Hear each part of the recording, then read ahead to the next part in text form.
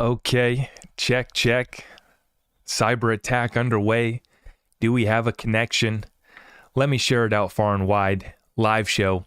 Monday, markets open up with a little bit of activity.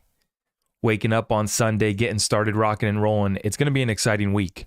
Going to be a volatile week. And I hope that you guys are ready. I'm going to share this one out real quick, and then we're going to fire up our live show. Appreciate everyone for stopping by. There we go. Okay. Let's get started out. So really, this actually started, on a much deeper level with the predictive programming. It's been going on for a while. As we described, the simulation events that continue on a daily basis. Every single week, we're finding new things, uncovering so much that we were called crazy for in the past, and now it's coming real. And you know, I was talking with wifey earlier today, and it's like, we're so far past the point of being right. It's, yes, absolutely, we were right, but we're just going to continue to pray, going to continue to stay focused and take action because, you know, some of our worst fears are starting to play out. And you can see that. It's not all sunshine and rainbows. And I'm not going to sit here and be a moon boy, and I'm not going to just try to pump us up without acknowledging the real threats that we face every single day as well. I want to make something clear, though, before I get into the cyber attack, because I'd been putting out some content lately, and folks think that by me, you know, suggesting, hey, consider silver, that I'm saying that that's going to get you through crap hit the fan exclusively. That is not what I'm saying, okay? So I have my silver. I would hold up my freedom seeds. I would hold up, I mean, do you want me to bring the canned goods? Do you want me to bring my vegetable plant in here? You know? And obviously being in a public position, making content on a daily basis, I have to move a little bit differently too. I can't just say, hey guys, shit hits the fan, come here. Excuse my language, I didn't mean to swear here. But you get my point. I have to move a little bit differently. I just can't say, hey, everybody's invited over here when it's time to leave the world behind, as this is now going viral. Everybody's waking up. And for me, you know, I see the guy who, you know, for many of you, you've seen this movie. It's a, you know, end of the world scenario where the United States gets attacked through cyber attacks, and it really disrupts all of our systems. And it's a very interesting film. It was produced by the Obamas. I'm not going to mention that name again the rest of this live stream. We got to be careful, as always. We got to be careful with what we say here on this platform. The movie was produced by them, but that's all the more reason to watch it, is to understand them. That's the only reason why I watch some of these Hollywood films over the last few years. I mean, I don't watch professional sports anymore. I used to be all into sports. I thought that I was going to grow up and be a sports analyst and be speaking on sports. I grew up as a kid doing that in front of my family, you know, showing them broadcasting sports is what I was focused on as a little guy. Here we are talking about financial markets, current events, and crap hitting the fan. You know, and that's just the hand that we were dealt, and we're going to take advantage of it. We're going to pray to God. We're going to pray to someone. You know, I'm not here to tell anybody what to do, financial advice. I'm not here to give you tax, legal advice. We did just drop yesterday the next installment of the Tactical Wealth lesson on forming an LLC. We're covering the basics, and then we're also going deep on some of these wealth strategies, on business development, looking at real estate, what cities, what states are still investable in the heartland. You know, where we still have some common sense and reasonable laws. We also are looking at private equity. Incredible opportunities right now, guys. That is the point that I always try to bring it back to. As you know, we got to go through the tough stuff. And I am not here for, you know, folks just mistakenly think that I'm just trying to hold this up and say that this gets you through crap hit the fan. No, I just can't bring, you know, want me to bring my cans of soup. You want me to bring, you know, my freedom seeds. You want me to show? I can't even show. That's the thing. I can't even show the freedom seeds. Trust me, I've already thought about it. How, you know, that would be a good little piece. You know, you hold up a prop, gets the people talking and dropping a comment. And if you haven't already, please drop a comment down below. If you haven't already, you know what to do. And so I would hold up the freedom seeds if I could. I can on these platforms. I would bring in my kale plant. That's kind of ridiculous though. But you get my point. We're absolutely prepared. You want me to show you some diapers? You know, and I can only say so much on the public platform. But with that being said, I just had to get that out of the way because folks think, you know, I've been reading a lot of the comments and they say, you know, silver's not going to do you anything. And I actually wanted to make one more point on this. I think that folks are underestimating what you might be able to do with your silver or your gold, because you have to understand that a lot of people that do prep are into precious metals. So will you be able to get top dollar for your silver or gold? I don't know, probably not. Maybe you'll have to get it at a discount. But think of in just the movie scenario that we just watched, Leave the World Behind, where they show up to the prepper's house. He has the medicine for his son, and he ends up paying $1,000 cash for the medicine. But he was saying, we can't get PayPal, we can't do Venmo, my card doesn't work, all I have is this cash. And the guy eventually did end up accepting the cash. But I think that you got to understand that a lot of preppers accept, or maybe in times of crap hit the fan, they won't need it or they won't want it. But there are still people that always respect it. This is why the ultra wealthy have invested in precious metals, land, and art. That's where they keep their wealth, is in real assets. Art. And art is a great move too. When you need to abandon the castle, you need to take $1 million worth of value in your pocket. You can do that with art. And that's not my deal. I don't do art. But precious metals on a basic level, I think that folks underestimate. What do you have all the? See, you don't know how you want options. I don't want to rant on this all night, but I just want to make this clear for everybody who watches my show, to understand that I'm not just here to shill silver. No, we've been doing prepping courses in the private group. We've always talked about more than that. And I just think that it would be ridiculous to bring up my canned beans here today. You get my point. You get my point. But I think that a lot of people underestimate. I mean, do you have protection? Do you have, you can trade up. Maybe you find the person that has the bunker, and maybe they will accept 100 ounces of silver to let you in their bunker. You don't know, and that's why I give myself options. There might be someone who will accept some silver for some other types of precious metals that you need, for some food. There might be, Think about the value of our dollar when the system comes back on versus what is the value of these precious metals going to be. That's something to consider. But anyways, let's rock and roll, folks. Appreciate you guys reading some of your comments. Blackout barter, options. I got, I can't, I'm saying too much. I'm saying this is why I don't talk about my prepping stuff too much on the public platforms, because I say too much. Anyways, let's get focused on the show here tonight. I just want to make that very clear. We're entering Black Swan season, so I'm just reiterating the point. I'm not here to show you anything. Yes, I do have affiliates. That's all I do. I don't have a sponsor. If you want to support our show, that's one way to do it. You can also smash the thumbs up. But I'm just here to help people have a chance, have options, and consider alternatives, and lean in to the answer, to the solution. There's a reason why the central banks are stacking more gold than they have in the last 50 years or in recently recorded history. They've bought in 1,000 tons of ounces for the first time, and actually only the second time. The other time was 2022, I believe. We just covered that. So they are loading up, and that's what we've been doing too.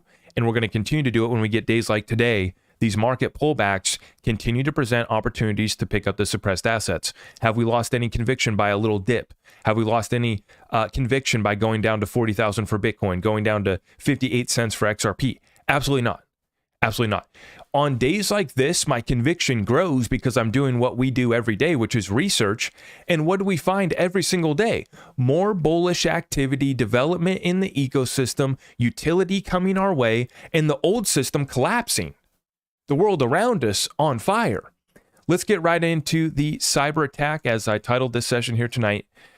Before we get into it, it's always a little heavy, and that's why I like to lighten it up and have a little bit of fun. I did bring an adult beverage, so cheers everyone for stopping by. I appreciate you guys. Let's rock and roll. Unprecedented cyber attack, probably by China, on the United States, rapidly escalating. This has been going on for a while. It's escalating. Unprecedented is how they describe it. Experts express astonishment, labeling it as a magnitude never seen before. Oh, this time is different. You bet it is. And I wanted to cover this because as we got the cyber attacks going on, we also have the Oversight Committee dropping this little thread. And I know a lot of people say, leave the politics alone. But folks, what has happened to our country? What is this that the Oversight Committee posted here tonight? An investigation into the President of the United States. Okay, this is from our official GOP account. As someone with a media platform talking about current events, talking about how to maybe consider the implications to the financial markets and the investments that we make, we're going to have to cover it. Sorry, not sorry. Going to have to cover it. This goes all into our investment thesis, understanding. And have I not been saying the Biden black swan is coming? You could see it from a mile away if you have any sort of common sense. But now it's really getting laid out. It was a drip every little bit. We got a little drip, continuous drip starting to pick up. And now we're starting to see a flood of truth, facts that, we've been waiting to see presented for a while. Will we ever get accountability is the main question here. Now, on the investigation of Joe Biden, folks, this is unbelievable. Since January, we have obtained and reviewed thousands of pages of financial records, text messages, emails, and witness testimony that reveal President Biden's corruption. This has been an ongoing investigation. They are still collecting evidence. How big are the damages? Well, let's get into it. Here were some of the biggest revelations. We identified 20 shell companies created by the Biden family, most of which were created by then Joe Biden, vice president. 20 shell companies. Nice little operation. The Bidens and their associates raked in over $24 million from, should I even mention it? I got to be careful here. Am I going to get in trouble for reading off a tweet from our GOP Oversight Committee? Seriously, what was the Biden family business? Devin Archer told us that Joe Biden was the brand. Hello. And we saw this coming from a long ways away. This is no surprise.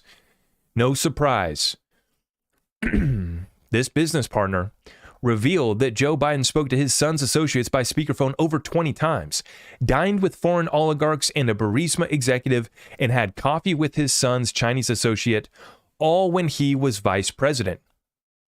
Under threat of contempt of Congress, FBI Director Wray allowed our members to review the FD 1023 form alleging then VP Biden was involved in a $5 million bribery and extortion scheme with a Burisma executive. Chuck Grassley later released the form. Appreciate that little drip there, Chuck. Thank you. Joe Biden's Delaware home's address was listed as the beneficiary address for 2 wires from China totaling $250,000.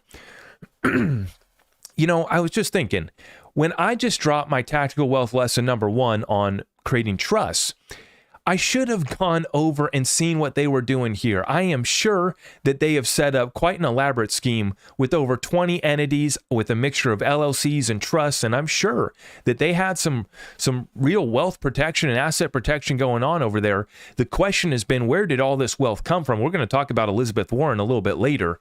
You bet. The one who has introduced the crypto crackdown bill.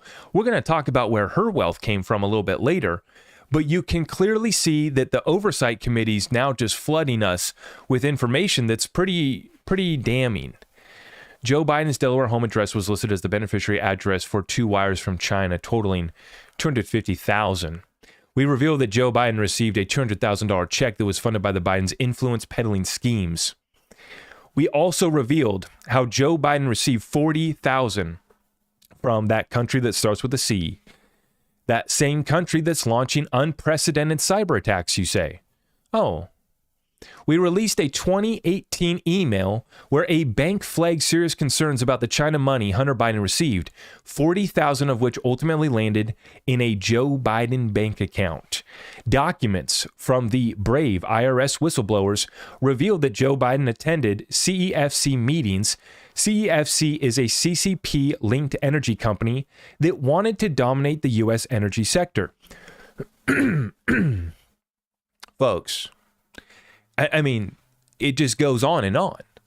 We discovered monthly payments made to Joe Biden from Hunter Biden's business entity, Owaska PC, the same company referenced in Hunter Biden's recent California indictment. Oh boy. And remember, they just dropped 9 new charges on Hunter, including tax evasion, not paying his taxes, and fraud. James Comer called on the National Archives to provide emails where then VP Biden used an alias. Based on whistleblower testimony, we know Joe Biden used pseudonym email addresses to send and receive email from his son's associates. Our investigation shows that investigators wanted to look into Joe Biden, but were then thwarted at every turn by the Department of Justice. More on DOJ cover-up. We discovered major holes in the Biden camp narrative regarding the classified documents found at the Penn Biden Center. Oh, talk about finding documents. Uh-oh. Let all truth be revealed is all we've ever said. And here's your summary, folks.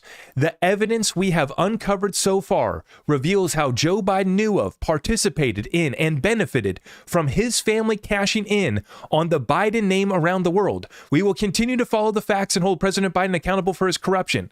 May God be with us as we uncover this truth. And please, God, can we hold these guys accountable? And this is just the tip of the iceberg, exposing them for not paying their taxes. Are you kidding me? We know where this goes. I better calm myself down, huh? Oh, stick to crypto, bro. The damages are massive. It wasn't just the XRP community. It's not just the crypto community with the crypto crackdown bill introduced by Senator Elizabeth I got a plan for that Warren. That's just part of it. You're welcome to the party. You're going to be here a while. I got documents I'm pulling out of the red folder later. Let's go. We got more to cover. The Norwegian, and they're getting, folks, we've never looked more weak. In the previous 50 years, I mean, maybe ever. Obviously, we still have a lot of strength. We have the greatest military known to man. And God bless our troops. May I say that. But you can see it. Our enemies around the world are making moves, and they're getting desperate. They have to. This is a currency debt liquidity crisis that extends out to real food, energy, water, gas crisis already in the streets in other areas. As we covered this weekend, blackout in Sri Lanka. It's not a meme. It's not a joke to say that we're in black swan season. The lights are going out. The systems are going down. Was it this group that hacked us? Was it that group? We have many enemies, just as they outlined in that movie, Leave the World Behind. How we have many enemies. Now, in this region, the Norwegian flagged oil chemical tanker MV Strinda in the Bab al-Mandab Strait was reportedly struck earlier tonight by at least one missile, which was launched by the Houthi terrorist group in Yemen, causing a large fire on board the ship. The USS Mason, an Arleigh Burke-class destroyer of the U.S. Navy, is responding to the attack and is now within sight of the vessel. We are playing dangerous games right now in not just these waters and different battlefields, different skirmishes across this planet. As we have Zelensky showing back up here in D.C. to beg for a little bit more assistance. The problem that I keep on talking and bringing this back to about is we are broke. We are bankrupt. Now, are we going to declare bankruptcy? Probably not. We're probably just going to inflate our way out of this crisis. Default through inflation. And what this is going to do is to wipe out the middle class and the poor. Eventually, maybe they'll come in and reset it. And if you're going to be a peasant, that's fine. You'll get your little UBI check and you'll own nothing and be happy. They've got the perfect plan set up. But now you're seeing, I want to bring this back to, you're seeing our enemies, and we have many. And for legitimate reasons, we have many enemies because we've extended ourselves. And I would love to see a lot of our troops brought back home. Not just because I want them back home, but we also can't afford to have them all over the world either. Our interest is now higher than our defense spending. I'm not just saying that. That is a fact. That our interest on our debt is now higher than our defense budget. This is where the party comes to an end. But you're seeing that right now we have destroyers in the Middle East that are confronting real skirmishes. I'm calling these skirmishes. There's already real war taking place in Israel, Gaza, very clear. And then obviously Russia, Ukraine. Now, China, Taiwan remains a situation. We find ourselves in other skirmishes in Venezuela with Guyana. And I don't claim to be a geopolitical expert. I just take a look at this thing and say, wait, we're broke. And two, what have we gotten out of these conflicts? What have we gotten out of these excursions? That's what we keep on bringing it back to. Do we want to save humanity? Yes. That would be fantastic if we could do that. How do we actually bring peace to the world? Well, first off, we could stop enforcing that US dollar petro currency reserve status through the force, and we could actually return to sound money. That would be a great start. Well, we better not consider that. That's probably crazy talk, huh? Now, we got a lot to cover, so let's keep it rolling, folks. This week is going to be major. Tomorrow, we had nothing today. Nothing scheduled today, but we already got massive market volatility coming in. Watch this closely. Tomorrow, we get CPI. You're going to get core CPI, and you're going to get the straight up consumer price index. Remember, they have, dozens of different inflation gauges. Some of them are starting to cool off, but inflation is still running much higher than the 2% target. On Wednesday, Jerome Powell comes out after the interest rate decision comes in. This is the final Fed meeting before the end of the year. We already have 2 rate cuts. I am predicting with 100% certainty that we will get another pause. I don't think that there is any chance that they cut rates. They've already warned. The last statement from Powell was it would be premature to cut rates. And they don't care about the little bit of pain that we're seeing right now. I mean, shoot, to them, they're highlighting all the strong jobs numbers. They're highlighting how strong this economy is, how GDP's at 4.9%. America's back on. Bidenomics is working out fantastic. But when we see this situation here, there's no way that they raise rates either, in my opinion. And I just interviewed Marcel. That was a fun one, Butcher of Wall Street, and he actually predicted that we will see maybe one more rate hike. There are some people that are expecting that, and I definitely think it's still going to be left on the table. I think that Wednesday, Jerome Powell's going to come to the podium, and he's going to say that, yes, we're still leaving it on the table because he wants to at least act tough. He wants to at least act like he has a pair. But they cannot raise them. They cannot cut them yet. They're going to give us another pause. That is what I'm predicting, and we'll see how that plays out. Now, on Thursday, we get the initial jobless claims. We get U.S. retail sales, and that's going to be very important. Very important, along with the Empire State Manufacturing Survey to finish off the week. Okay. Really good, important week for data and the Fed decision coming in. I see a super chat from Lee, 10 spot. Yo, Zach, how about that Jesus coin? Thanks for the video. God bless. Much love to you. Lee, you are the reason that I did it, brother. Your super chats, I appreciate the support. I reviewed Jesus coin. I thought that it was pretty fair. I respect these meme coins, and I respect Jesus coin because I know that there's a lot of people that are very passionate about Jesus. So I'm not here to judge anyone, but it's like we did the video last week, right? Respect the pomp. You got to respect the pomp. Even if it's the meme coins going, even if it's Jesus coin, you got to respect it. You got to become one with the pump. I kind of joke around, but no, seriously, I do appreciate the support. And for me, the thing is, you got to be careful out here. The liquidity is continuing to stay tight. When you see these coins pump, stay safe. And since I've done that video, Jesus coin has actually remained. I was surprised because it had a big contraction, but then it's actually been moving sideways. So, hey, I don't own any Jesus coin. I don't play around like that, but God bless them. I hope it works out. I hope we all make it. Cheers. Respect the pump.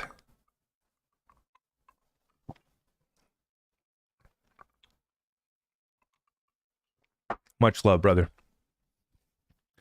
Where do we leave off? Big data, Fed decision. What's the big boy, Mr. Warren Buffett, doing? The Oracle of Omaha. Let's listen in. I'm sorry, it's not a video. Let's check it out. Sorry. Let's rock and roll. We're looking at this one. Warren Buffett selling $28.7 billion in stock rings alarm bells over economy. What have we been talking about, folks? These insiders are running for the hills. As my mentor Dan Pena says, when you show up to the Berkshire Hathaway meeting, you don't even get near Warren Buffett. He only lets those that agree with him in the room where he speaks, and then he's actually got another room that's not even connected where he puts all the people that dissent from with them. That's what he said. And he said that every 50 yards was an armed bodyguard with an automatic machine gun. So talking about staying prepped and staying ready, Buffett ain't playing, and he's selling off massive. He's running for the hills, and he already lives in the well, it's pretty flat over there, Omaha, Nebraska. And I had the pleasure of going to Omaha last year, actually, and listening to my mentor Dan Pena speak. And Dan was in Omaha for the Berkshire Hathaway meeting. One of the few stock positions that my mentor Dan Pena actually has is Berkshire Hathaway. Other than that, he's pretty much in cash in castles. Warren Buffett, though, dipping on out. Let's cover it. So this is the deal right now.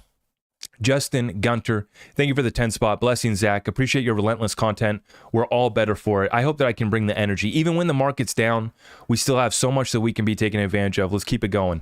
Now let's cover it. So Warren Buffett, the Oracle of Omaha, selling off $28.7 billion, which brings the total now, folks, to a lot more than that.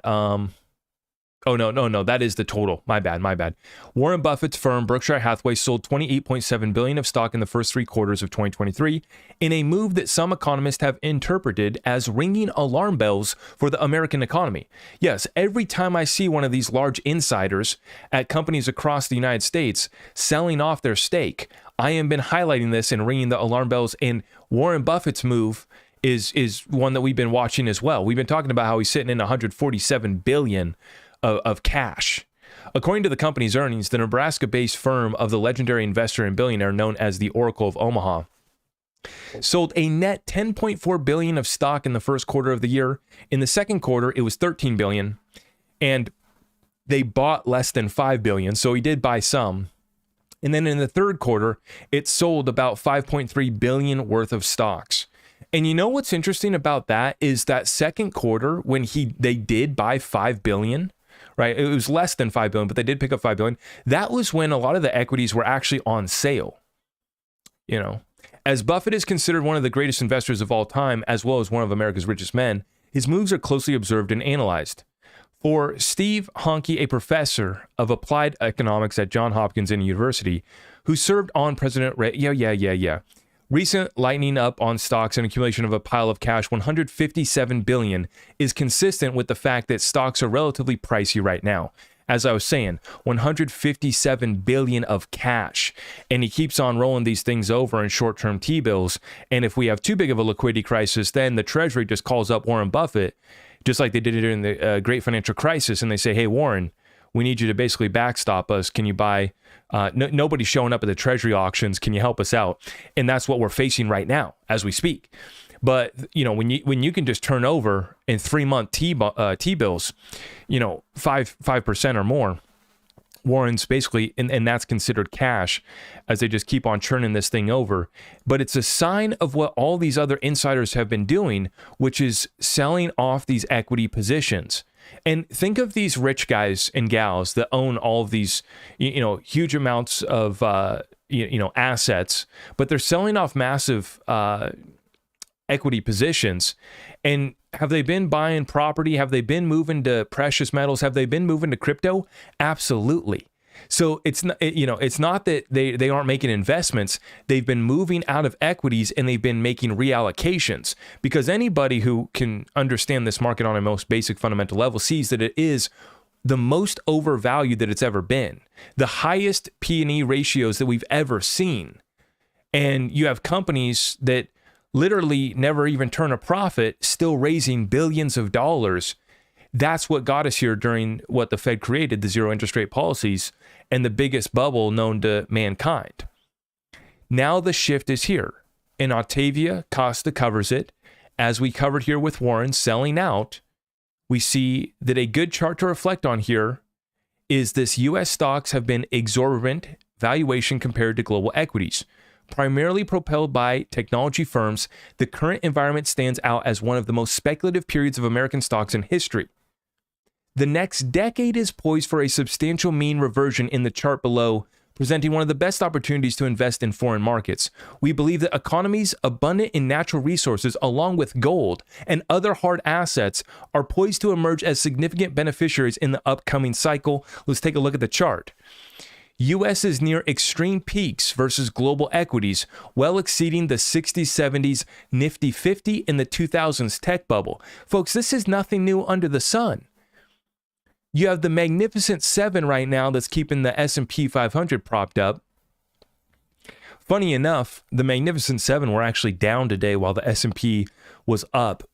For once, actually, the other stocks actually, went up and really led the rally, while the Magnificent Seven actually cooled off today. That was kind of interesting. But what we see is nothing new under the sun. The same thing took place during the 60s and 70s and during the 2000s tech bubble. And I relate to these moments in time so much because with the 2000s tech bubble, it's very similar to what's taking place in crypto. And with the 70s, 60s, 70s, Nifty 50, well, then you're talking about that inflationary decade of the 70s that led to a run-up for gold of 2,200%. And so when you look at this right here, look at this. During the Nifty 50 right here, this is U.S. versus global equities in U.S. dollar terms. So we approach this level here in the Nifty 50 and during the internet bubble, and now we've broken out to a level that we've never seen before. And what is the rest of the world turning back to and turning away from? They're turning away from the US dollar and they're leaning into a commodity-backed economy that settles on DLT technology. That's what they're moving to. Now, meanwhile, we have the crypto crackdown bill being introduced. The rest of the world is figuring out how do we tokenize our economies, put it on DLT technology so that we can have instant settlement. How I can trade and I can pay in whatever currency I want. We could trade commodities right across the board. This is the real resources and assets that the world needs versus fiat funny money that the rest of the world is now turning away from. I don't even do US equities, let alone foreign equities, but I can see why that shift could be here. And what I want to highlight is the shift to equities. When we've shown in the past the equities to gold chart way out of whack at a level that we've never seen before. But that shift is now underway because now we have another record year of gold buying underway. Now, when we hone in on the real economy, what's taking place on Main Street, as we've been covering here, for Warren Buffett, times are pretty good. He's enjoying the final days, having a good time, making some good money. And I mean, when he can turn over 5% risk-free reward on $157 billion, that makes it a pretty easy environment to invest in. When you can just spit out 5% every 3 months on that $150 billion, that's going to cover you, right? But on Main Street, what are we seeing? Daniela DiMartino Booth points out, multiple jobs reflects Main Street compensating for primary jobs, stagnant wages, and reminder that while market indices can reach new heights, underlying economic foundation for many remains restrained. Main Street is not living same as American dream Wall Street is currently. There's a separation here, and it's going to expand by the policies that the Fed has enacted, by the response that they're going to have to come in with to respond to the debt, currency, and liquidity crisis and how bad it's gotten, is going to be like we've never seen before. And so, yeah, the rally is going to be incredible. This is why, for those that don't own assets, they will be left behind. It's not just a meme, the train has left the station. No, you will be left behind. There's actually markets where real estate's still going up. There is the fact that we just had gold go out to a new all-time high. We have equities, the stock market, although I'm not invested in, I don't cheerlead the stock market, it's pushing back towards all-time highs. And that's fine. What I'm recognizing right now is that where we're at in the cycle is something bad's going to happen. Who does it to us? Is it real? Simulation event, call it whatever you want. They need an excuse. It's going to come in just like it has in the past. And this is a time that we need to be prepared. What we're seeing right here tells us an interesting story. Searches for help from the food bank are now higher than during the scam I didn't mean to say that. Yes, they're higher than they were during 2020 and even higher than they were during the great financial crisis. Inflation is crushing families and shelter costs are families' largest expense. If it doesn't work for the talking points, let's just remove it from the data. And that's why they strip shelter from their inflation gauges. Now, this is not fun to bring up for me because this is real people struggling. But I highlight this because while the stocks are flying, while gold goes to all-time high, while cryptos are running up, it's not all happy, slappy, sunshine, and rainbows, right? So, and I did want to add, I don't know if what the how comparable this data point is in particular. This is an anecdotal data point. Take it for what it's worth. But when you consider that this is the highest amount of searches since the great financial crisis, well, that was in 2007, 2008, when way less people were using Google searches, right? So, I question, wherever this data point's coming from, I question, there's a lot more people using the internet right now and searching for terms like this. But the point remains, as I've been bringing it back to, the progress for PAL, the progress for Suits is paying for Main Street. And while they're now warning about deflation, Walmart CEO warning about deflation, others starting to warn about deflation, China already experiencing deflation, you have to understand that in relative terms, when you go up by 100% over 2 to 3 years and then come back down by 3% or come back down by 5%, like the CPI inflation since 2020 is negative about 4.7 or 5% CPI for China. It's negative since 2020. But you have to understand they had the strictest lockdowns and they had the strictest contraction. They have their own issues. Here in the United States, we have our own issues as well. And this is what I keep on highlighting. While we see the markets continue to go up, we have to understand that the inflation is not going to go away either. So yeah, we love the pump. Our cryptos are going up. Our gold's going up. Our silver's going up. Your 401k, your equities are going up. What's been the price of that? Well, take the family out to eat. Go pay $15 for a McDonald's cheeseburger meal. Go pay $4 for a large fry. Go pay $7 for a woke latte. And this is where, even with what we're doing with our family, it's like we're just shifting now, trying to eat at home more, right? Because it's just crazy. Even the cost to eat at home is absurd, But the thing is that we're not going to be able to save our way through this crisis. We're not going to be able to, with little money. We don't have Warren Buffett money. So with little money, we're not going to be able to make our way through this just buying little bonds that pay us 4 and 5%, or even the 4% that we're getting in a high yield savings account. That's cool. That's great. You're hedging a little bit there because at least you're going to make 5%. Even if inflation is like 10%, well, you're still only losing 5% there in nominal terms. And so this is why, for me, I have my hedges, but then I'm looking for big hitters. I'm looking for the big bag as far as gains that we could see on our investments. Even though we could see tremendous gains on silver, I have it on the safe side of my portfolio for savings, for protecting wealth, for having a savings account that the value won't be stripped away. On the other side of my portfolio with XRP, I'm looking at a 10-bagger on a conservative move. That would be 60 cents to $6 for those of you who don't know what I'm talking about. 10-bagger, a 10x, 1,000% gains. We're talking about going from 60 cent XRP to $6. Can we achieve a lot more? Let me know in the comments down below. I think we can. I think that's why I just keep my predictions conservative. Can we go to can we go to $50 silver? Not a problem. Now, we've done it in the past, actually.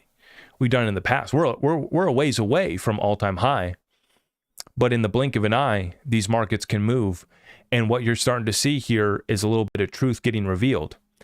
And that's the fact that we've been bringing this back to. Many folks got to understand this is not about just crypto gains. This is about fighting all the battles on behalf of our family, making sure that we can bring it home, making sure that we can protect it. And then we try to go out and find opportunities to multiply it, to turn it over. And we have to do that now. Everybody has to become some sort of speculator or investor because real inflation is running at like 10% or more. So that's why I say if you're not making 10% on your money, you're not breaking even. When it comes to use that money to buy anything that matters, I don't know about you, but I don't see 10% higher from 2020 or 2019. I see 20, 50%, 100% more expensive than the same things were just 2 years ago.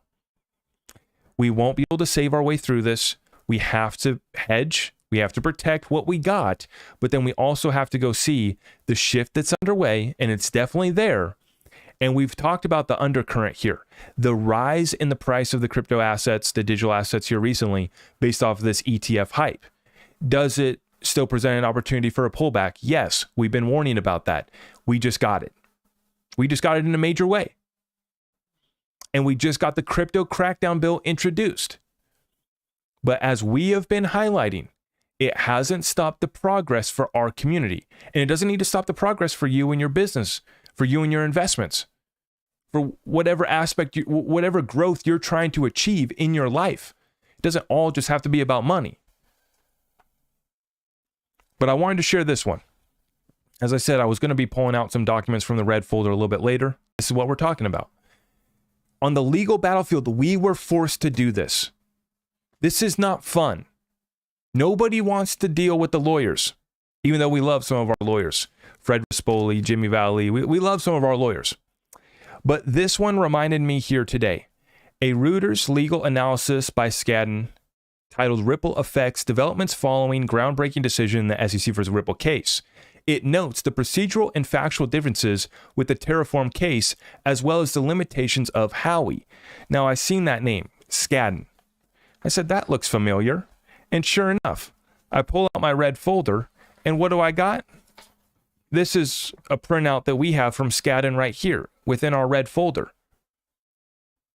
Folks thought the red folder was a joke.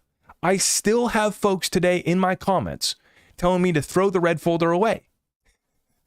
It is not going anywhere. I've had to add. I bought the green folder. This is for the Ethereum free pass. I'm still filling this one out. I had to buy another folder. The red folder is not going anywhere. And I got all sorts of documents in here. I filled this folder out. And Jimmy Valley, God bless him, sent me this document from Skadden last year. Amendments to the UCC code aim to provide clarity on the transfer of digital assets. October of 2022. The sponsors also approved related amendments to many of the existing articles of the UCC. We talked about this. Controllable electronic records, CREs, or CERs. Controllable electronic records. This was all about this. And we covered this. If the way that this is proposed and the way that this has already been implemented in multiple states, if you don't make your claim, then the assets are not yours. The take free rule, highlighted right here. There's a method to the madness. It's not just memes. It's not just trying to have fun, make some content. Absolutely not. It's about trying to save this country. And all of this that we've put together here, this is everything that we've been trying to do to protect our assets. Our government came after us when they filed the case 3 years ago. We're coming up on the 3-year anniversary of the SEC versus Ripple lawsuit. We came under attack. And as I highlighted at the beginning of this episode here tonight, the Biden operation. How big are the damages?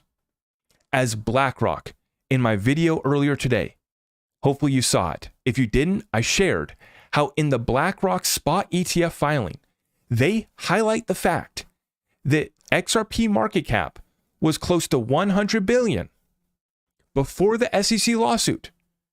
And after the SEC lawsuit, it went down to 10 billion. And I was reading that offline live in this morning's live show. And I said, thank you very much. We will print out that statement and we will add it to the red folder. We will add it to the damages done because that's exactly what we've been talking about. And now BlackRock is using it in their spot ETF filing, the case that they're trying to make to the SEC. Just after I had covered how Mike Novogratz comes on to Raoul Paul's show and says, I was wrong about XRP. Well, you bet. You absolutely. And as I highlighted, there's no way that they come out and make these statements that they play this dumb without having hedged themselves. And I'm sure that they shorted this thing on the way down. I'm sure they've been picking it up on the lows, and they make money sending it both ways, completely talking their books. And as we've been highlighting, the damages are absolutely massive. Now, Skadden is an important group. They put out a lot of publications on the legal battlefield. And so this is very important here. Wrath Economan shares this one. And this is the ripple effects, developments following groundbreaking decision in the SEC versus Ripple Labs case. As I've been saying, we become the highlight. The spotlight gets shined on XRP and on Ripple.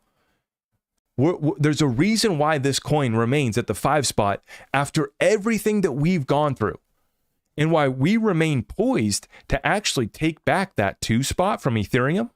And I've always said there's no reason stopping us from going to you know where. And the problem that we're now going to see here is the crypto crackdowns underway.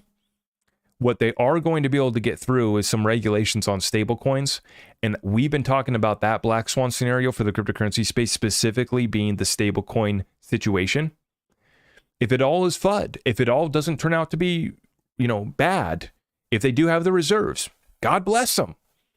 I would love to see USDC have the reserves and be good to go. It looks like they're pretty legit. It looks like they have a lot of bonds, they have a lot of cash, and they seem pretty legit. And they've been working pretty well here. They've been working with the regulators as well. When we look at Tether, well, we've never seen an audit. So, unlike Circle, which is putting out audits, I think almost daily now, if not weekly, they're putting out audits all the time. Tether has never produced one. Now, speaking of audits, I would love to audit and see where Elizabeth Warren made all of her wealth. I mean, gosh, since she's so dang wealthy, she should be giving out, she should run a YouTube on tactical wealth lessons. You know what I'm saying? Elizabeth Warren, with a salary of $285,000 per year, has accumulated a $67 million net worth. What's the math on this? And this is coming after she asked for it. She wants to come in and crack down on crypto. They call it the Crypto Crackdown Bill. And they introduced this here today. She's the main sponsor. She does have a few other sponsors as well. I think 5 co-sponsors. But we also have to remember her track record is abysmal. She's introduced over 300 bills in her decade tenure, the decade that she's represented us with her plan. Only one of those bills has actually passed. So if you want, the Jim Cramer of the Senate and actually passing a bill would be Elizabeth Warren. Because if she puts her name on it and endorses it, there's a 99.99% chance that it does not get passed. But even with that considered, you have to understand, even if they don't get to go all the way with this, they are bringing the stablecoin legislation through. There are still going to be some concerns for the rollover into complete compliance, complete regulations, and the stablecoins are going to be the big catalyst, being the primary liquidity providers for the entire space. Tether and USDC probably providing well over 60% of the liquidity. I know at one point Tether, on most exchanges, Tether is providing well over 50% of the liquidity on most exchanges. This bill, though, massively expands the Bank Secrecy Act, imposing bank-like KYC rules on non-custodial software products, including FOSS, and it's gaining steam with the 5 new co-sponsors. This would be disastrous for Bitcoin and crypto in the United States. Specifically, the bill calls for dramatically expanding the Bank Secrecy Act to cover open source software, including non-custodial wallets, miners, and validating nodes. Folks, are you still with me? Drop me a comment down below if you're still with me and if you think that this is absolutely ridiculous. They're trying to apply centralized rules and regulations, to a centralized banking system to a decentralized software technology. as non-custodial and decentralized software cannot plausibly perform centralized compliance functions. Warren's bill would effectively outlaw crypto in America. Take miners or validators as an example. So understand, folks, this might be the death of Bitcoin that we've talked about on this channel. Not that I need to see Bitcoin go away. Remember, I'm here for it. If they can make it, I'm happy for them. But we've talked about the threats towards Bitcoin for a long time. You take miners and you would be considering the validators on the XRP ledger as well. These entities passively add transaction data to the blockchain while they can exclude known sanctioned addresses. They are structurally incapable of knowing the identity of every user. Here's what's important to understand. The completely decentralized open source code that is the XRPL, it doesn't comply with sanctions. It's not ISO 222 compliant. What Ripple has done with the XRP ledger is they have made their payments ISO compliant. They have made their product, Ripple Payments, comply with Bank Secrecy Act laws. Excuse me. But you cannot take just the underlying open source permissionless decentralized technology and run it through centralized compliance schemes and laws like this. You just cannot do it. They are structurally incapable of knowing the identity of every user. It would be impossible for miners or validators to perform KYC on every public blockchain transactor. Indeed, it cannot even be said that these entities even have a customer to know. Warren's bill also seeks to impose the Bank Secrecy Act upon non-custodial wallets, many of which are free and open source. To be clear, there is no such thing as unhosted digital wallets. These are just wallets. So this just goes on and on. Requiring non-custodial open source software to perform bank-like compliance is the big attack Bitcoin's enemies have always threatened. It's impossible for Bitcoin Core, for example, to comply with this. So it amounts to an effective ban of Bitcoin in the United States. These rules effectively ban crypto in America, and they fundamentally undermine the core innovation itself. And that core innovation would be P2P digital cash, what Bitcoin was intended to be, right? If you believe humans should have the right to transact without an intermediary, you must oppose this bill. Call your senators. This is the big fight. I hope and I pray that this is not going to be the case, because this would be terrible. This would be just absolutely terrible. Now, I do believe that there's going to be tremendous pushback on this, but we also are in a moment of crisis. This is where things can get past, right, that might take some time to unwind if we have an opportunity that presents itself after a crisis and they're able to slip new things through during that moment. This is why I watch and I'm remaining hesitant to see here how big of a pushback we get. We know that we're going to have mainline, a lot of conservatives pushing back. We're even going to have Democrats pushing back. As I've been saying, this is a non-political issue. This is just killing innovation and trying to, fit a square peg in a round hole, right? This is not going to work. And this would effectively, kill our cryptocurrency space if it were to pass. I don't think that they're going to be able to get all the way with this, but I do believe that they're going to be able to get the stablecoin legislation through. I believe that they are going to be able to, definitely get the KYC AML standards applied to exchanges. But it is, and they need to have it applied to all brokers and all that, but that's already in place, right? So a lot of these rules already are in place. And the Congress still needs to come around here and do something and to get this type of bill introduced when the rest of the world is leaning into digital assets is unfortunate to see as an American. But we will see how far this goes. Her track record is the worst, probably one of the worst track records in the history of the Senate. Over 300 bills that she sponsored and only one has been passed. But we do have great developments taking place. This is one. This is absolutely massive. Cheers, everyone, for stopping by here tonight. What we have here is Ripple partner SBI and I almost missed it. Our good friend Stuart popped in. Zach keeping it real as usual. Trolls get their knickers in a twist. Yep, that's what happens, Stuart. We always get trolls, don't we? We always get the trolls stopping by. That's good. We keep them entertained. We give them a platform to speak out, be heard. Thank you so much for the support, brother.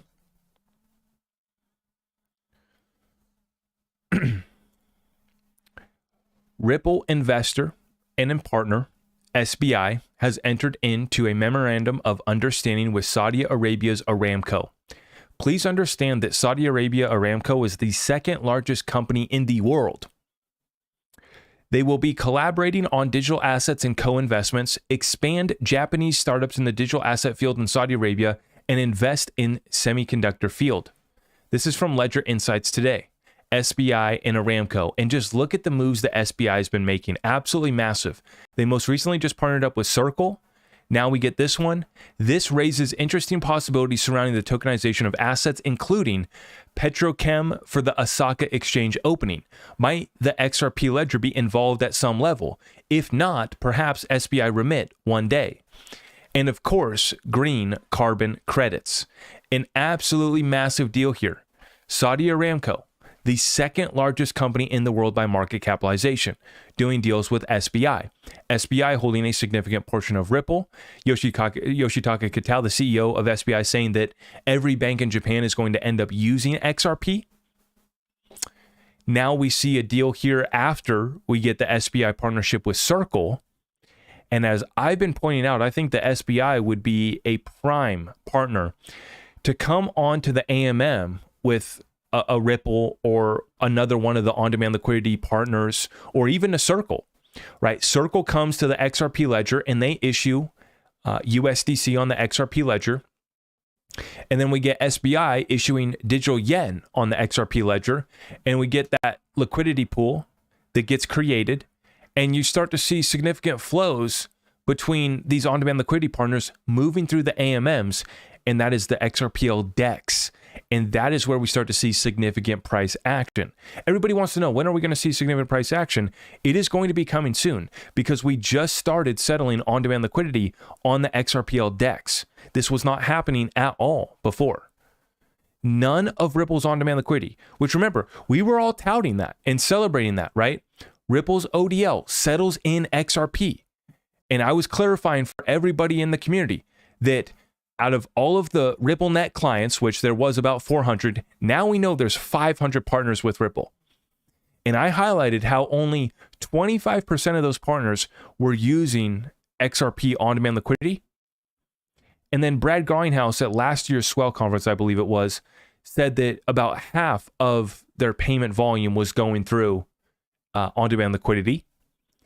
And now we know that they have 500 partnerships. And now we know that the on-demand liquidity, a portion of it, is moving to the XRP Ledger DEX. So this is the same DEX that me and you and everybody else is using when we go to transact and move value on the XRPL. Before that, they were using centralized exchanges to transact that on-demand liquidity using XRP. They were using XRP, but it wasn't moving to the DEX. Now we're moving through the DEX, and now we got AMM coming. Price action is going to lead up to that. The anticipation for the AMM, we will see a run up based off of that. And then after implementation, you're going to see more liquidity coming onto the ledger and settling on the DEX. This is going to burn more XRP. I've always talked about the supply shock. As the utility ramps up for the XRP ledger, the transaction burns ramp up. As the numbers of users come on, remember that every single wallet has a 10 XRP minimum. When XRP goes to $1, even right now, right, at 60 cents, right, it's going to cost you $6 to have an XRP wallet. You need 10 XRP minimum. As crazy as it sounds, that's actually unattainable for a large portion, a large percentage of the population worldwide. Not everyone's going to have an XRP wallet. Not enough. Not enough to go around. And when you consider all the additional utility coming, and how many more XRP is going to be burned. We've already burned over 10 million XRP total without, any sort of hooks, without any sort of real utility other than effective and efficient payments, cheap payments, settlement in 3 to 5 seconds. And now we've had NFTs come. Now we are getting AMM. Now we're getting cross-chain interoperability, where you'll be able to connect with any other ledger that you want. Now we're getting digital ID that's coming to XLS 40. There's multiple amendments that are being considered right now and you're seeing that the AMM approval is already at 50%. We need to achieve 80% consensus though. That's where we're at for the XRP ledgers. We're still a ways away, but we are significantly growing. We just got a couple more validators over the weekend that said that they're about to be voting yes on the AMM. So right now, on a weekly basis, we're getting one or two validators per week that are voting yes on the AMM right now. Now, I wanted to highlight this one too, Mary C. Hall. And Mary C. Hall is CBDC product marketing at Ripple, selected as one of the top 10 women in blockchain. Huge shout out to Mary Hall. She shares this one. Republic of Palao reports high satisfaction in Ripple-based stablecoin pilot from the crypto slate. Now, I wanted to highlight this. So this is where every time Ripple and XRP gets covered, they really present it in a confusing way for folks that where most people, they get so confused. And this is why they blend Ripple with XRPL. This is why they blend Ripple with XRP. This is why they blend XRP with the XRPL, right? You have XRP, the token, the native currency of the XRPL. You have the XRPL, which is the open source permissionless software, right? It's a network. And then you have the company Ripple. And then you have Brad Garlinghouse, and then you have David Schwartz, and they play their role too. But once again, Republic of Palau reports high satisfaction in Ripple-based stablecoin pilot. It was a Ripple-based because they did partner up with Ripple, but they need to highlight, I think that they need to highlight the fact that this was on the XRP ledger. So Ripple already has 5 other partnerships with central bank partners that have already gone live that they've announced. And then there are another 5 that we don't know of. There's conversations with over 20 central banks taking place right now, but there's already 5 that have been announced, 4 that haven't been announced. And then Palau doesn't have a central bank. But what Palau did is a very, very interesting use case because they put their CBDC, well, it's not a CBDC, it's a stablecoin. They don't have a central bank. So this was a partnership with the Ministry of Finance and the government of Palau. They issued their stablecoin on mainnet XRPL. Just like I said, Ripple is moving part of their on-demand liquidity to the DEX. Palau put their stablecoin, which was a US dollar-backed stablecoin, and the US dollars, the 20,000 that they used for this test, was stored at a Tier 1 FDIC-insured United States bank. Now, it's coming out, and I just thought that I just wanted to mention that about how every time Ripple and XRP gets covered, these news outlets, even though they're crypto-based and they should understand, they should know this and make it clear, the way that they word these things can be very confusing because Palau doesn't have a stablecoin, but yes, the Republic of Palau reports high satisfaction in Ripple-based CBDC pilot. And this is the thing. I believe that the CBDC platform, the private one, is going to have interoperability with mainnet XRPL at any point. You'll be able to press that big red button like David Schwartz talks about. You'll be able to bring down those walled gardens, and you'll be able to interoperate with other ledgers and with the XRP ledger. But the satisfaction has been overwhelming from this pilot. Okay. But yep, they had 200 volunteers. 168 participated. There's about 20,000 worth of digital currency entered circulation. Volunteers could not obtain additional digital currency. Non-selected users could not obtain the stablecoin, and only participating local retailers could redeem the stablecoin for US dollars. So it was a very, very small trial. This is a very small country, but the ramifications of this are so massive. So massive. They put it out for you to see. A US dollar-backed stablecoin on the XRP ledger for a country who's trying to pull up to a level playing field. That's what's taking place. Meanwhile, what does Twitter want to focus on? What does everybody want to focus on here? They want to focus on price action. The immature retail traders want to focus on today's price action and say, oh man, we're never going to make it. Nothing's happening with XRP. I think we've been lied to. I think that we've been misled. Ripple's still dumping on us. You name the FUD point. There's dozens and dozens of FUD points. Meanwhile, when you look at what's actually happening, it's being reported as an overwhelming success, launching a US dollar-backed stablecoin on mainnet XRPL. We have Ripple moving their on-demand liquidity flows to the XRPL DEX. The AMM passing 50% validation, well in the progress and the pathway of achieving that 80% consensus and getting accepted as an automated market maker amendment going live. With the additional utilities coming to the XRP ledger based off of legal clarity that the rest of the space does not have, I lose no conviction on today's little price action. I almost hit that buy button once again, and I am picking up more silver. I already got that set up. That's already underway. So today I did not buy more crypto, but we're on our way to buy more silver.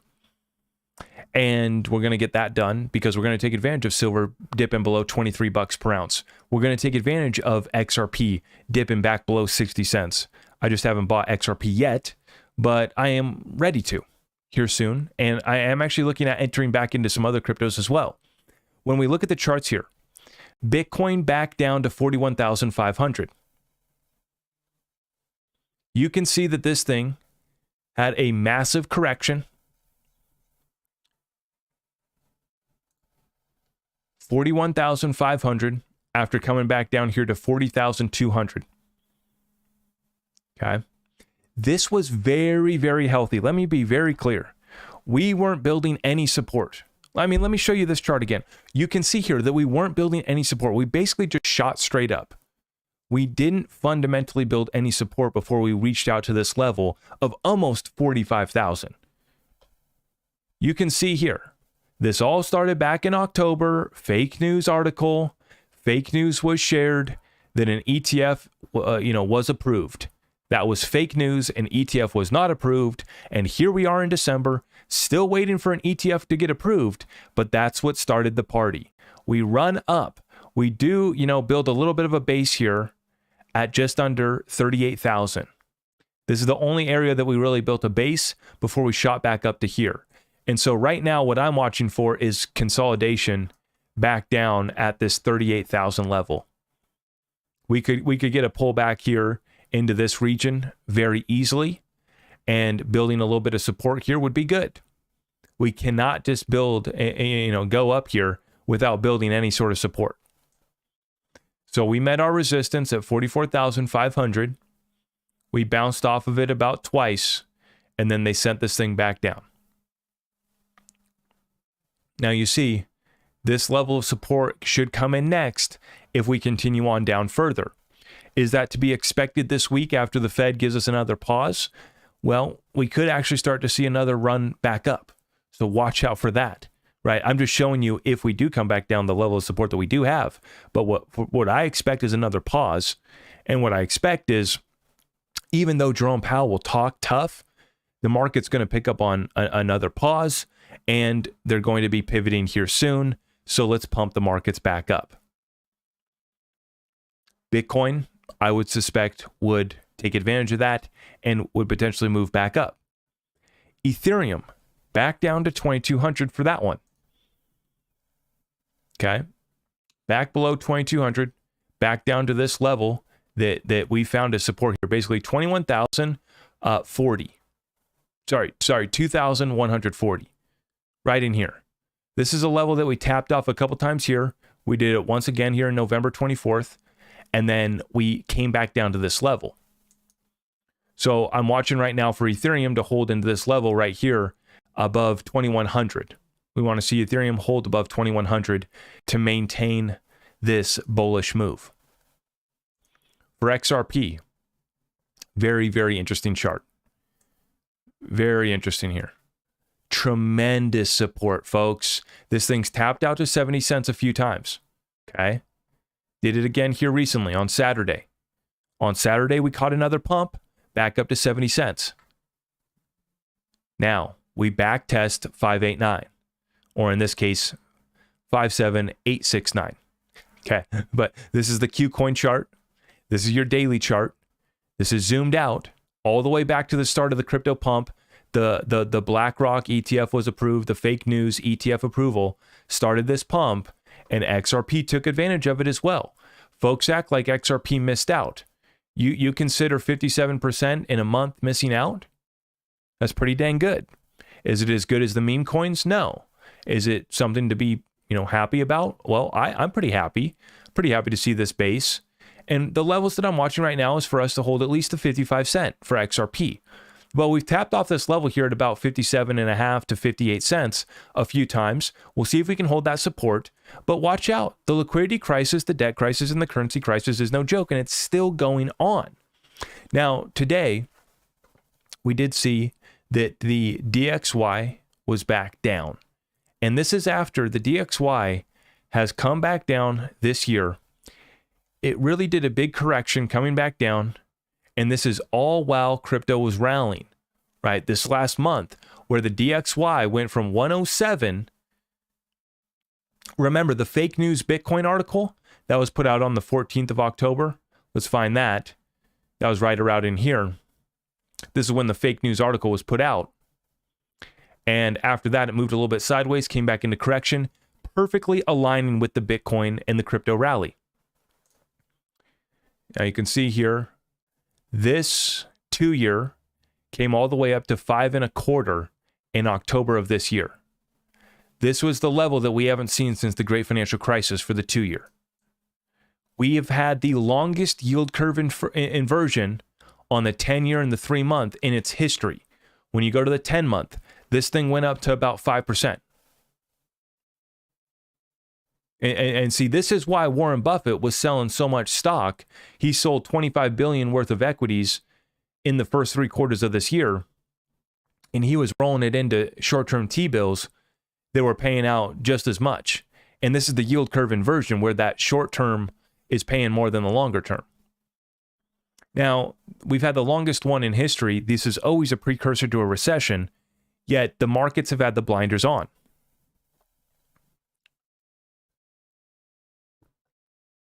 The bulls have been in control, but this is very typical in the final stages of a bull run rally, of a sell-off top, a blow-off top. And that's what's been achieved in the stocks. This is the final moments of that. Now, when we see here, here's your chart for oil. Okay, so come down in a major way this year, coming back down from $90 back in September. This thing really climbed back up here for a moment. This thing started to get scary, but then it started to fall off here. And what happened? Well, we started to get big time production cuts out of OPEC. And this is what's so concerning about this signal. If you look at oil, it's a leading indicator of where this market's going. And if oil's selling off while they are cutting production, that is not a good sign, folks. That is not a good sign. Silver. Up to $26 per ounce during the all-time high rally for gold that we just had. So silver taking advantage of that. Back up to 26. And you can see here, I'll zoom out here. This is your silver chart back to 2020. This thing has been building support above $20 per ounce. It did come all the way back. This is really incredible. Last year, all the way back down to $18. Do you think we were buying silver? Absolutely. Absolutely. Now, when you zoom in, though, on what we've done here lately, this thing went all the way up to $26 per ounce after a back test this last month of down to $20 per ounce once again. They keep on giving us buying opportunities for silver. They do not last long. This is why I'm heading to my silver dealer once again. Thank you very much. We're going to be picking up. It's because we're back down here once again. This will not last. And when you zoom out, you saw the trajectory. Up to $26 per ounce for silver, still a long ways to go to correct. For gold, all-time high achieved. Let's zoom out. Let me show you what I'm talking about. Let's go weekly on going weekly on gold shows you what we're talking about. Let's zoom out.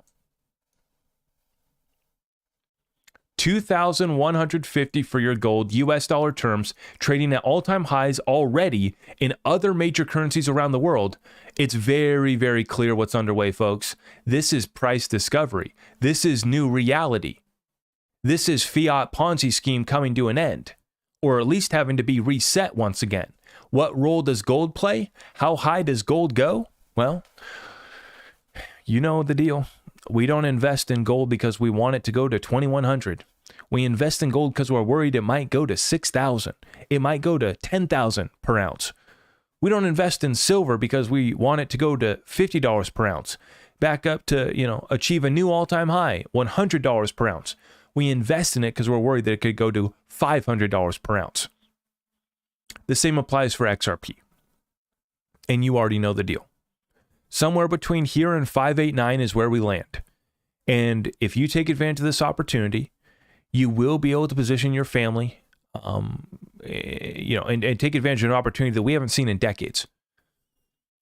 And I argue that this transfer is going to be the largest in the history because the amount of money that we have in circulation, the interconnectedness and the amount of assets that we have brought into our economy. Our financial markets have grown exponentially.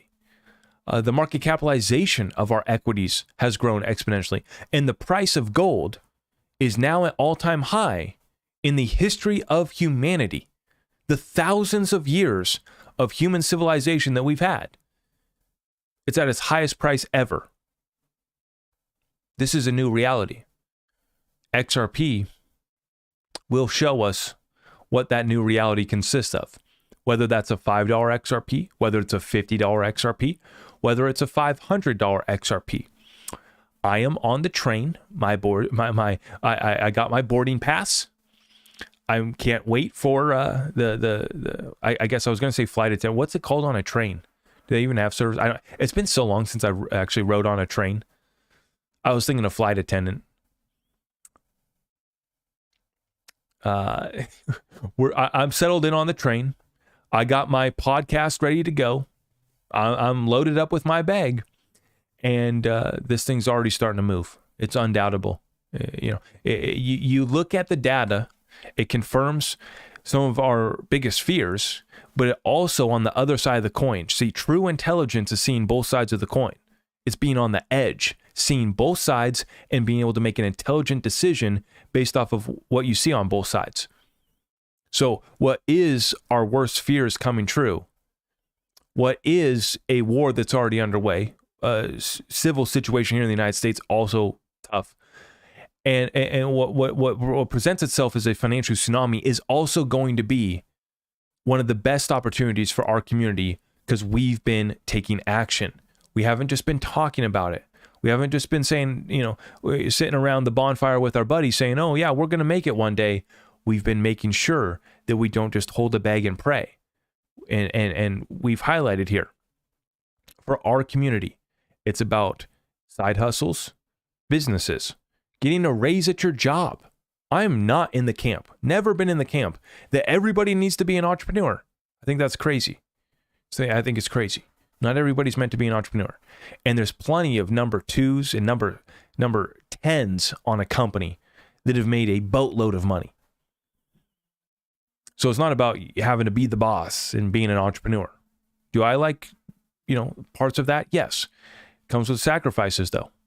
And for me, what I've just made very clear is you need to make more money. You will not be able to save your way through this crisis. So whether that's getting a raise at your job, making sure that you'll even have a job, that your company's not going to go bankrupt and lay you off, like we're seeing so many bankruptcy filings have spiked now to a level that we haven't seen since the Great Financial Crisis. So what are you doing to make more money right now? We're talking about making sure that we keep our job, that we can take on more responsibility, maybe try to get a raise, make more money at our job. If they'll let us have some OT, run that thing up. You should. When I had a job, my bosses, they had to cut us off of OT because we put in that much. We just ate it up. And we weren't just sitting on the clock twiddling our thumbs. I mean, I'm not going to say that we didn't have some coffee breaks, but you get my point. I mean, they had to kick us off and we made sure that we set a standard too. And I've continued that into my own businesses as well, is setting a standard, bringing the most value. And we've been highlighting here, side hustles present an opportunity to not just get rich quick. Many people focus on that. They focus on, I want to be my own boss. Hashtag boss babe. Hashtag entrepreneur. Just because you put hashtag entrepreneur, just because you put entrepreneur in your bio, doesn't make a you know what. At the end of the day, we have to figure out what skills, what value can we bring to the table to make as much money as possible, whether that's working for somebody else or whether that's running our own deal, or that's working for somebody else and starting our side hustle. And we're transitioning out of our job into our business, just like I did, right? I worked my job, started my business, worked my business on the weekends. After 1 year of doing that, then I quit my job and I went all in on my business. But I didn't just jump right into that thing without creating some sort of landing, without starting, my train had already left the station. I see that Scott Johnson came through with a massive 50 spot. Thanks for all you do, Zach. Scott, I appreciate you, brother. God bless you, and I appreciate the support so much. That means a lot. I'm glad that you appreciate the lives. I hope that everybody appreciates the lives. Okay.